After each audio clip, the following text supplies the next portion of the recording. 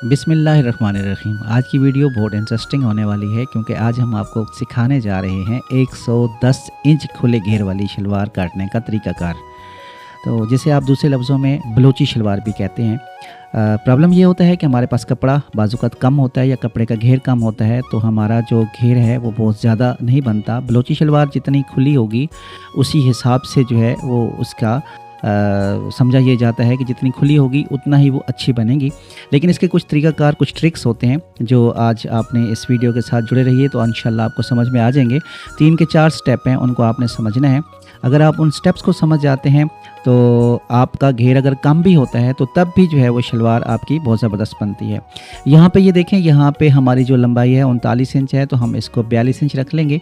3 inch बिल्कुल उसी routine के मुताबिक जिस तरीके से हम आम शलवार को काटते हैं वैसा ही हमने रख लिया और इसको पूरा का पूरा ही जो है वो हम